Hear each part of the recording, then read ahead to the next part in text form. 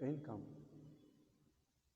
often feels unstable long before it actually becomes so, and that instability is rarely financial in nature. It appears first as a subtle psychological tension, a persistent awareness that something essential is not fully under one's control. Two people can earn vastly different amounts, yet experience the same underlying unease because stability is not produced by numbers but by structure. Income feels stable only when its continuation is internally anchored. When continuation is extremely decided, even high, income carries a quiet sense of fragility that never fully resolves. Most people assume income feels unstable because it is insufficient, inconsistent, or not yet optimized. That assumption misses the deeper cause. Income feels unstable when it depends on ongoing approval, relevance, permission, or justification. As long as continuation is conditional, stability remains provisional. This is why predictability does not equal security. A paycheck can arrive on time for years and still feels uncertain because repetition does not eliminate dependence. Stability is not created by frequency, it is created by control over whether the stream continues at all. Income without ownership is by design conditional. It exists within systems that retain the right to reassess, redefine, or withdraw participation. Performance must remain acceptable. Alignment must remain intact. Circumstances must remain favorable. Even when these conditions are reasonable, they are still conditions. The human nervous system does not relax under conditions, it adapts to them by remaining alert. That alertness is experienced as low level anxiety, often misinterpreted as ambition or responsibility, but it is either it is exposure. This is why people frequently misdiagnose the discomfort. They believe the solution is more income, more skill, more output, more optimization. Sometimes this improves the surface condition, but the internal state remains unchanged. because what is being increased, it's still dependent. More income within the same structure does not become stable income. It becomes more efficiently negotiated income. Negotiation, no matter how favorable, never produces calm. Calm requires continuity that does not need to be renegotiated. Effort based income is responsive by nature. It reacts to present input. It exists only while effort is visible, relevant, and accepted. Ownership based income, by contrast, is persistent. It continues not because effort is currently applied, but because effort has already been embedded into a system that operates beyond the present moment. This difference is rarely articulated clearly, yet it explains why some people feel perpetually unsettled despite professional success, while others experience an increasing sense of grounding even during uncertainty. Responsiveness keeps you active. Persistence allows you to breathe. Without ownership, the future remains open in a very specific and unsettling way. It is open not to your decisions, but to decisions about you. Your role can be altered, your value can be reinterpreted, your necessity can be cautioned, often politely. Sometimes, suddenly, this is not a failure of institutions or individuals. It is simply the behavior of systems that do not belong to you. Replaceability is not a moral judgment, it is a structural fact, and the mind experiences replaceability as risk regardless of current performance. Skill does not remove this condition. Skill improves leverage, not security. A highly skilled person may be harder to replace, but still exist within a framework where continuation is external.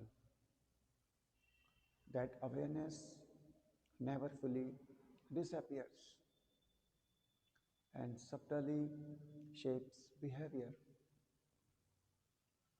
It encourages overperformance, constant availability, and a reluctance to disengage. These behaviors are often praised as professionalism, but they are better understood as adaptations to structural insecurity. This is why income instability is often felt before it is visible. The nervous system responds not to present comfort but to future exposure. When continuation depends on forces you do not control, the body does not interrupt the situation as safe, even if circumstances are currently favorable. It remains vigilant. Stability, in this sense, is not about outcomes, it is about who decides whether outcomes are allowed to continue. Ownership changes this relationship not because it guarantees success, but because it reverses the direction of dependence. With ownership, external forces influence outcomes, but they do not unilaterally decide continuation. Uncertainty still exists, but it becomes something you manage rather than something imposed upon you. Managed uncertainty feels tolerable, imposed uncertainty feels threatening. This single distinction explains why ownership reduces psychological instability more effectively than income increases ever could. Ownership is often misunderstood as independence, but independence is not the core benefit. The real shift is freedom from constant revalidation. The question is no longer whether you will be allowed to continue, but how you choose to continue. That change alters the internal experience of work entirely. Income stops feeling like permission and starts feeling like consequence. Permission can be withdrawn instantly. Consequence accumulates gradually. The mind trusts accumulation far more than permission. This is why even generous compensation rarely produces lasting calm. Contracts and roles evolve, contexts shifts. The future remains provisional. The nervous system does not care how well things are going now. If continuity is uncertain, without ownership, income exists only in the present moment, and the future must be continuously renegotiated. That constant renegotiation is exhausting. Even when it succeeds, ownership provides continuity not by promising outcomes, but by ensuring that effort leaves residue, something remains. Progress is preserved. Time stops erasing what you have done. Even slow movement feels grounding when it is cumulative. Even modest systems feel stabilizing when they remember you. Scale is secondary, memory is primary. This is why people often feel more secure building something small they own than earning more within something they do not. The nervous system responds to control over continuation, not to magnitude. Ownership anchors effort in time. Without that anchor, the present always feels temporary, no matter how comfortable it appears. Risk also changes character. Under ownership, risk without ownership feels essential because response options are limited.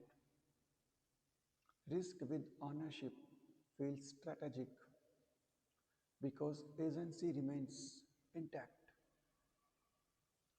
The same uncertainty is interpreted differently depending on whether you can act on it. Agency reduces fear more reliably than certainty ever could. Income without ownership places a ceiling on psychological security. That ceiling is not financial, it is structural. Membership does not remove ceilings entirely, but it raises them high enough that they stop dominating attention. Over time, this produces a noticeable shift. Short term fluctuations matter less, not because they are ignored, but because they no longer threaten continuity or identity. This is often mistaken for confidence. It is not confidence, it is structural safety. Most people do not avoid ownership because they are incapable. They avoid it because ownership delays reassurance. There is a long phase where effort produces no visible income and no external confirmation that progress is real. And during that phase, transfers instability from the future to the present. Those who endure it experience calm later. Those who avoid it rent calm temporarily at the cost of permanent vigilance. Income without ownership feels unstable because it is not anchored across time. It must be justified again and again. Ownership does not guarantee stability, but it guarantees memory. Effort is remembered, progress accumulates, time becomes an ally rather than a threat. Most people spend their lives trying to stabilize income. A much smaller number focus on stabilizing continuation. Only the second group experiences lasting psychological calm. This distinction is rarely discussed because it is uncomfortable. It suggests that anxiety is not always personal. Sometimes it is structural, and no amount of mindset adjustment can compensate for structure. This channel exists to examine those structures, not to motivate, not to promise outcomes, but to understand why certain arrangements feel fragile while others feel grounded. Valdyrium is about that examination, about understanding how ownership changes the relationship between effort, time, and security, not quickly, not dramatically, but permanently.